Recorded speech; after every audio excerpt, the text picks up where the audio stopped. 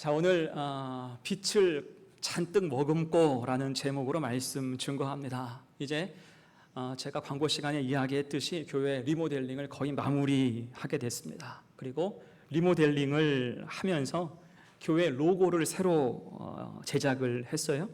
전문 업체에 의뢰를 해서 나름대로는 심의허를 기울였습니다. 다만 항상 디자인이라는 것이 호불호가 있기 마련이에요. 취향 따라서 괜찮네 라고 할 수도 있고 좀 이상하네 라고 말할 수도 있습니다. 그래서 우리가 그 의미를 공유해야 돼요. 아는 것만큼 보이기 때문입니다. 그래서 오늘은 디자인에 대한 이야기를 좀 할까 해요. 우리 디자인은 빛에 초점을 두었습니다. 그리고 그 빛은 그냥 빛이 아니라 새 빛이에요. 새 빛. 여러분, 성경적으로 새빛이 임하면 새로운 삶이 펼쳐집니다. 새 빛이 임했을 때 새로운 삶이 펼쳐져요. 이를테면 사도 바울이 그가 다메섹 가는 길에 주님을 만났고 강한 빛이 그를 비추게 됐죠. 그 빛은 그가 이전에 한 번도 보지 못했던 새로운 빛이었습니다. 그리고 그 빛을 만난 이후 그의 인생은 완전히 달라졌어요. 말 그대로 새 빛을 통해 새로운 삶이 펼쳐진 것입니다. 자, 이것이 우리가 지향하는 바예요. 새 빛을 통한 새로운 삶. 그래서 우리 교회의 영어 이름도 보다 입체적으로 New Life, New Light Church라고 지었습니다. 별로 감흥이 없으신데 나름대로는 되게 생각을 많이 한 거예요. 라임이 맞잖아요, 그렇죠? 새로운 삶, 새 빛, 교회. 나름대로는 잘 지었다라고 생각을 합니다. 자, 그러면 우리에게 새 빛, 새로운 빛이란 무엇일까요? 우리가 어떤 빛에 노출되어 그 빛을 머금고 살아야 될까요? 이에 대해서 두 가지로 생각을 해봐요. 첫 번째는 세상의 빛입니다. 자, 우리 로고 저기 빛 치읓 부분을 보면 빛이 사방으로 퍼져 있다라는 느낌이죠. 딱 보면 한자처럼 보이기도 해요. 나무목자처럼 보입니다. 그래서 조금 이상하게 생각할 수도 있어요. 다만 우리는 이것을 한자어로 쓴 게 아니라 한글 치읓에 십자가를 덧댄 거예요. 십자가를 댄 그런 모습입니다. 십자가를 통해서 빛이 사방으로 펼쳐진다라는 것을 형상화한 거예요. 여러분, 이때 빛은 본래 차별하지 않죠. 빛은 어떤 사람이든 동일하게 비춰지는 거예요. 모두를 비춥니다. 곧 예수님은 모든 이에게 구원자로 이 땅에 오신 줄로 믿습니다. 그래서 복음에는 차별이 전혀 없죠. 심지어 주님은 말씀하시길 내가 의인을 부르러 온 게 아니라 누구를? 죄인을 부르러 왔다라고 말씀을 하셨어요. 그래서 주님이 비추신 빛에는 사각지대가 없습니다. 그래서 세상에 비친 거예요. 자, 그럴 때 주님이 보이신 복음, 그 빛의 스펙트럼, 범위를 한번 생각을 해보세요. 주님은 복음을 전파하시면서 인종과 신분과 남녀와 귀천을 따지지 않으셨습니다. 그래서 로마인 백부장에게도 복음을 전하셨고요, 신분이 높은 바리새인에게도 말씀을 전하셨어요.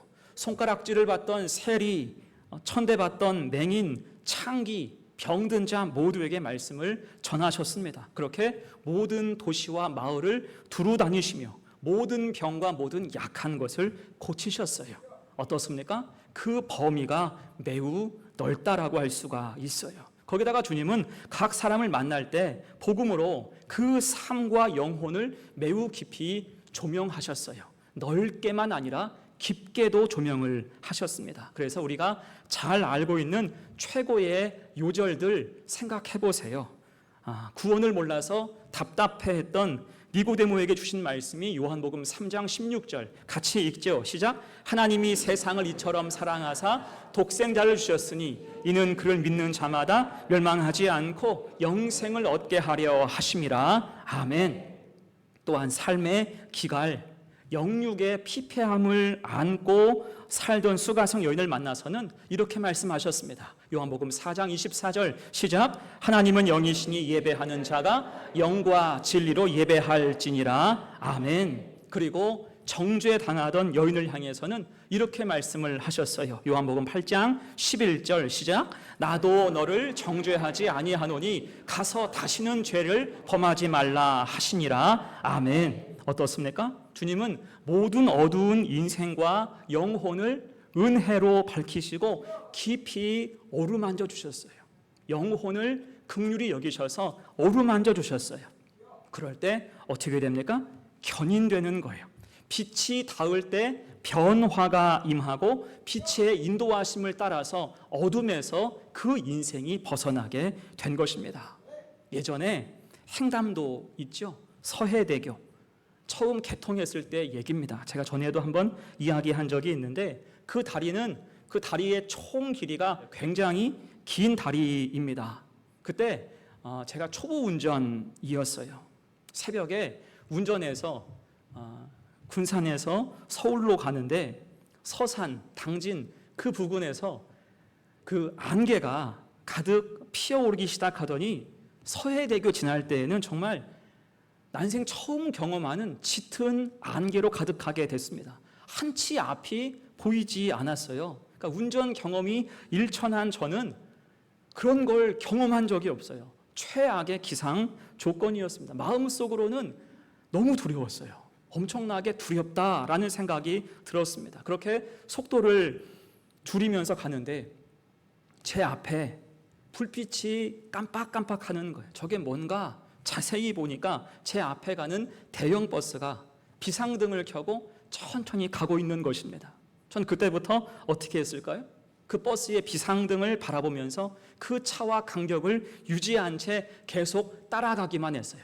다른 데는 절대 안 보고 그 앞에서 깜빡이는 비상등만 보고 따라가는 거예요. 그러다가 백미러를 한번 보니까 제 뒤에도 다들 비상등 켜고 쭉 따라가는 것을 볼 수가 있었어요. 그렇게 한참을 갔습니다.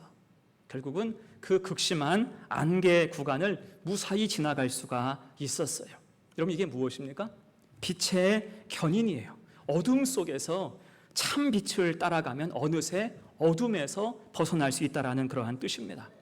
이때 얼마나 감사했는지 몰라요. 자, 그런데 주의할 것, 빛이 다 같은 빛이 아닌 것을 우리가 생각해 봐야 됩니다. 제가 그때 경험한 짙은 안개, 그 일이 있은 후에 약 2년 정도 후에 같은 장소 서해대교에서 큰 사고가 발생을 했죠. 기억하시는 분도 있을 거예요. 제 기억으로는 2006년입니다. 그때 사고 기록을 살펴보니까 29중 추돌 사고가 났어요. 다리 위에서 10명이 죽었고요. 수많은 사상자가 발생을 했습니다. 그때 사고의 원인이 뭐냐면 선두에 섰던 대형 트럭, 25톤 트럭의 과속과 과실이었어요. 그러니까 그 차가 안개 속에서 과속하면서 앞차를 추돌하고 급정거하고 멈추게 되니까 그 차의 비상등을 보고 따라갔던 뒤쪽 차들이 전부 짙은 안개 속에서 연쇄적으로 추돌한 것입니다. 대형 사고가 벌어지고 만 거예요. 무엇이 문제입니까? 그 대형 트럭의 비상등, 그 차가 켠 비상등은 따라갈 빛이 아니었다라는 거예요. 그때 이 사고를 면한 어떤 운전자가 이런 이야기를 했습니다. 안갯길에서 큰 차가 너무 빨리 달려서 나는 일부러 속도를 줄이고 그 차를 따라가지 않았습니다. 한마디로 견인할 수 있는 빛, 구원하는 빛은 따로 있다는 거예요. 다 같은 빛이 아니라는 것입니다. 여러분, 어제가 광복절이었어요. 광복 뜻이 뭡니까? 광복, 빛의 회복이에요. 그래서 광복입니다. 우리가 요즘에 뉴스를 보니까 친일파 이야기가 있어요. 친일파 후손의 이야기로 한동안 뜨거웠습니다. 사실 우리나라 역사를 보면 구한 말에 실제로 나라를 팔아먹은 사람들이 많이 있었어요. 그 대표적인 것이 을사오적이라고 하죠. 을사늑약과 관련한 5명의 사람들, 그 중에서 제일 유명한 사람이 누구예요?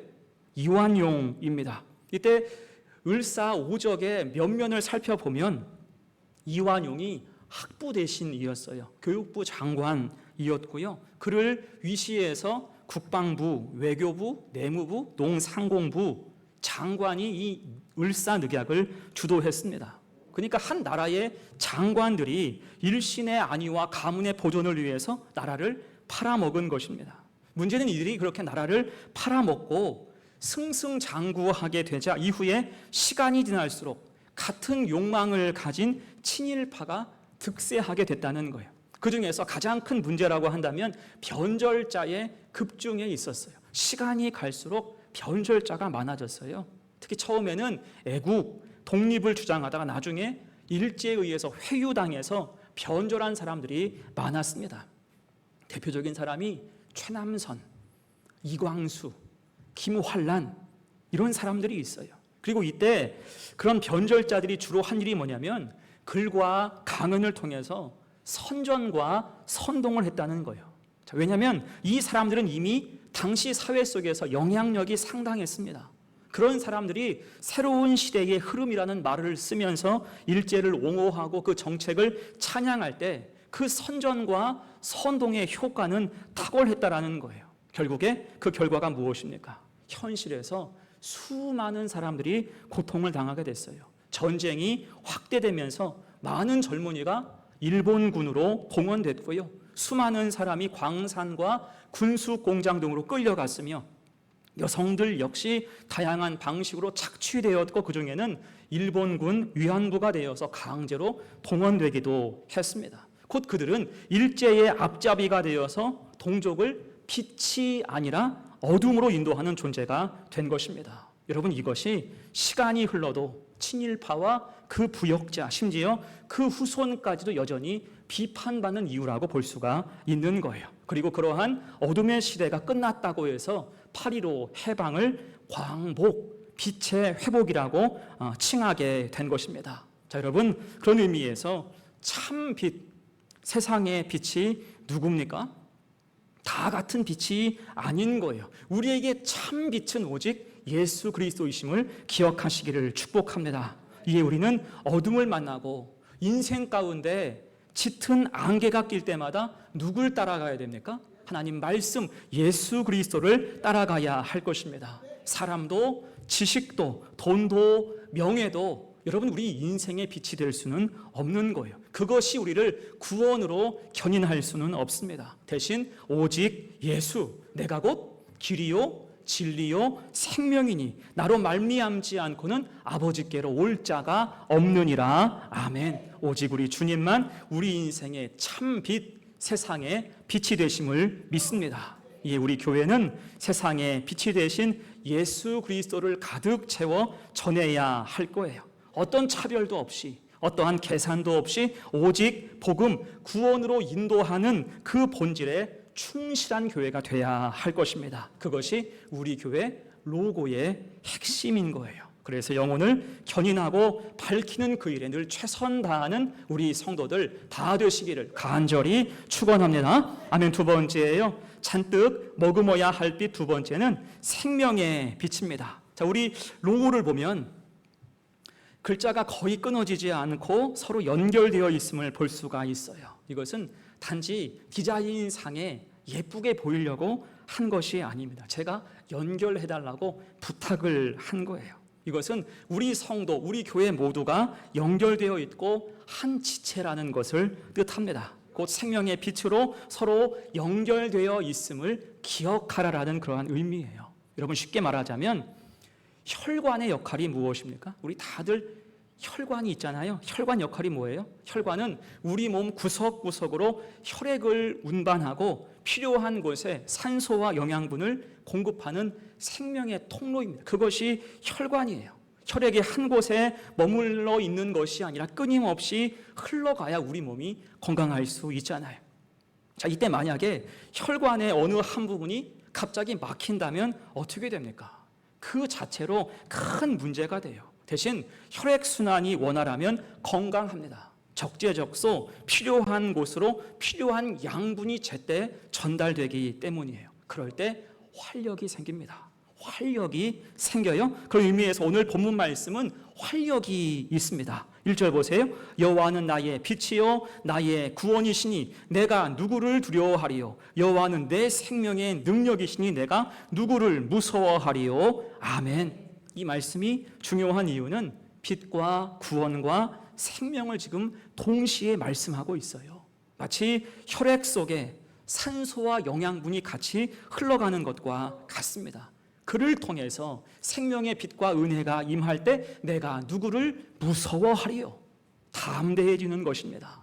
여러분, 그런데 알고 보면 오늘 본문 시편 27편의 다윗은 굉장히 위험한 처지에 있었어요. 그 기록이 2절과 3절입니다. 악인들이 내 살을 먹으려고 내게로 왔으나 나의 대적들 나의 원수들인 그들은 실족하여 넘어졌도다. 군대가 나를 대적하여 진칠지라도 내 마음이 두렵지 아니하며 전쟁이 일어나 나를 치려 할지라도 나는 여전히 태연하리로다. 아멘. 여러분, 사실 얼마나 이게 살떨리는 순간입니까? 악인이 내 살을 먹으려고 한다? 군대가 나를 대적해서 진치고 있다. 곧 죽이고자 한다는 거예요. 이게 얼마나 다급하고 위기의 순간입니까? 만약 이때 다윗이 그들의 위세와 폭력에 눌려서 믿음이 다 막히게 되었다면 아무리 다윗이라도 그 마음이 먼저 무너졌을 거예요. 낙심하고 절망하고 원망했겠죠. 여러분, 아까 제가 이야기했듯이 혈액이 혈관을 통해서 제대로 흐르지 못하면 그 순간부터 우리가 듣지 말아야 되는 무서운 단어가 따라 붙습니다. 그것이 폐색, 허열, 경색이란 말이잖아요. 뜻이 뭡니까? 폐색은 혈관이 막히는 거고요.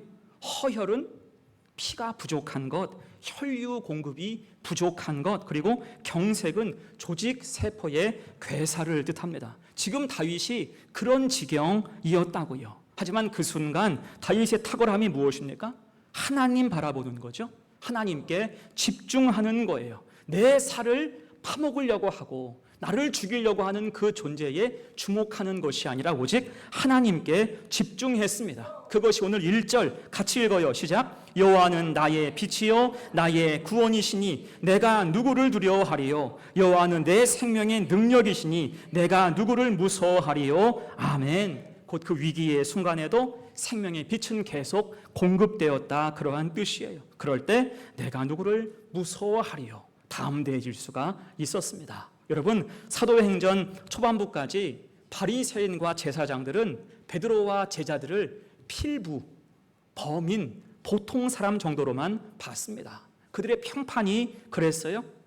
아마 이 바리새인들은 예수의 제자라고 하니 그 제자들의 평판도 애초부터 수집했을 거예요. 어떤 사람들인가 수집해 왔을 것입니다. 그럴 때 별것 없다, 보잘것없다라는 결론을 냈을 것입니다. 특히 예수님을 십자가에 처형했을 당시 그들 모두는 뿔뿔이 흩어졌잖아요. 스승이라고 모셨던 분을 끝까지 지킨 사람이 아무도 없었어요.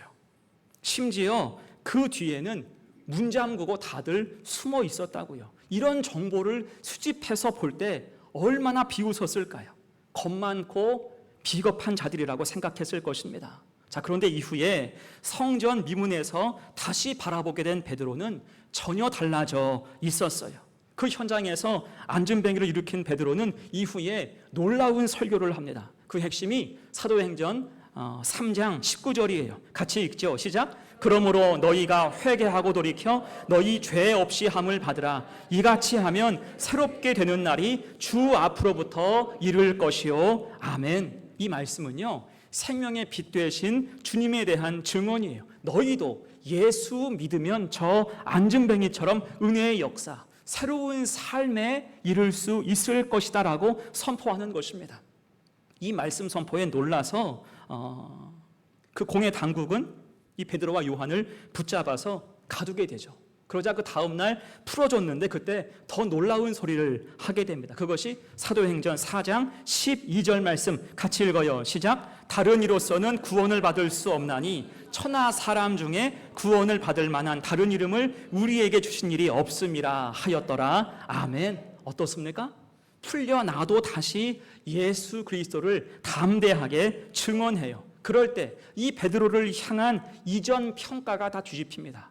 예전에는 범인, 필부, 보통 사람쯤으로 여겼는데 그 평가가 뒤바뀌게 돼요. 그것이 13절, 14절 같이 읽어요. 그들이 베드로와 요한이 담대하게 말함을 보고 그들을 본래 학문 없는 범인으로 알았다가 이상히 여기며 또 전에 예수와 함께 있던 줄도 알고 또 병 나은 사람이 그들과 함께 서 있는 것을 보고 비난할 말이 없는지라. 아멘. 어떻습니까? 이제는 범인, 보통 사람이 아니라 특별한 사람, 주목할 만한 사람 정도로 생각하게 됐다는 거예요. 여러분, 이렇게 된 이유가 무엇입니까? 예수 부활, 생명빛이 임하자 그들 마음속에 믿음의 확신이 생긴 것입니다. 그 속에서 그들을 위축시키던 악한 세력은 물러났고요, 담대함이 그 속에 가득 채워졌어요. 더 나아가서 오순절 마가의 다락방, 성령 충만으로 온 성도가 하나가 되고 생명빛으로 서로 굳게 연결될 때 담대해진 것입니다. 곧 오늘 1절 다윗의 고백처럼 빛과 구원과 생명이 그들 속에 가득 임하게 된 것입니다. 여러분, 그럴 때 초대교회는 강력해질 수 있었어요. 이에 바라기는 우리 성도들, 우리 교회 위에 이런 은혜가 임하기를 간절히 축복합니다. 생명빛이 우리를 하나로 묶어줄 때 교회는 힘이 생기고요, 우리 각자의 삶에는 활력과 담대함이 생기는 것입니다. 그럴 때 복음과 선한 영향력은 우리를 통해서 멀리 흘러갈 수 있는 거예요. 자, 제가 지난 주간에 교회 페인트칠하는 것을 곰곰이 봤어요. 1층부터 3층까지 페인트칠을 열심히 했습니다. 덕분에 깨끗해졌어요. 이때 제가 두어 시간 만에 한 번씩 올라가서 살펴요. 전 옆에 계속 있고 막 잔소리하고 그렇게 안 하고 딱 1시간, 2시간만 한 번씩 올라가요. 그리고 살펴보고 미진한 거 있으면 이야기하고 그렇게 하는데, 한 번은 제가 올라갔더니 계단 가득 뽕짝과 트로트 음악이 가득 울려 퍼지고 있어요. 아주 쩌렁쩌렁하게 음악을 틀어놓고 일을 하고 있더라고요. 제가 슬쩍 올라가니까 나를 힐끗 보더니 아저씨 한 분이 조용히 가서 음악을 끄더라고요. 제가 그래서 뭐라고 했을까요? 듣던 거 계속 들으세요 그랬어요. 듣던 거 그냥 계속 들으세요. 그랬더니 그분이 빙긋이 웃으면서 하는 말, 목사님, 교회에서는 찬송가만 들어야 하는 거 아닌가요? 라고 묻습니다. 제가 그래서 음료수를 따라 드리면서 오늘은 괜찮아요, 더운데 듣고 싶은 노래 들으면서 일하세요, 노동요 아닙니까? 라고 하면서 제가 그렇게 음료수를 드렸어요. 그렇게 한번 마음을 열고 나니까 이후에 이분들이 대단히 친밀하게 저를 대합니다. 그리고 신경 써서 칠을 더 잘 해주셨어요. 그리고 한 분이 다 끝날 때쯤에 저한테 와서 슬쩍 하는 말이 뭐냐면, 목사님, 우리 집사람도 교회 다녀요. 목사님 보니까 열심히 다녀라 라고 말해야 되겠어요, 그러는 거예요. 그러니까 제가 썩 마음에 들었던 모양이에요. 제가 그래서 조용히 이야기했습니다. 같이 가세요. 혼자 보내지 말고 같이 가세요. 아, 네, 그래야죠. 나중에 그래야죠. 같이 웃었습니다. 여러분, 별것 아닌 말과 배려도 이렇게 은혜로 흘러갈 수가 있는 것입니다. 곧 베드로의 말처럼 은과 금이 내게 없을지라도 내게 있는 이것을 너에게 주노니 크든지 작든지 우리에게서 은혜, 복음이 흘러가야 할 것입니다. 그럴 때 그것이 누군가에게는 생명의 빛이 될 수도 있는 거예요. 중요한 것은 연결입니다. 연결되어서 흘러가야 돼요. 이것이 우리 교회 로고의 또 다른 핵심입니다. 그렇게 생명과 빛의 순환, 연결이 있어서 빛과 구원과 생명이 가득 흘러가는 복된 우리 교회와 성도가 되시기를 간절히 축원합니다. 이제 말씀을 마무리합니다. 오늘 본문 4절 말씀은 유명한 다윗의 고백이에요. 함께 읽어요. 시작. 내가 여호와께 바라는 한 가지 일, 그것을 구하리니 곧 내가 내 평생의 여호와의 집에 살면서 여호와의 아름다움을 바라보며 그의 성전에서 사모하는 그것이라. 아멘. 이것을 단독으로만 생각하지 말고 여러분 1절과 연결해서 생각해요. 더 중요한 건 뭐냐면 중간에 2절과 3절이 있다는 거예요. 그런 어려움이 있지만 꺾이지 않는다. 여러분, 우리 속에 무엇이 채워지면 이런 고백을 할 수 있을까요?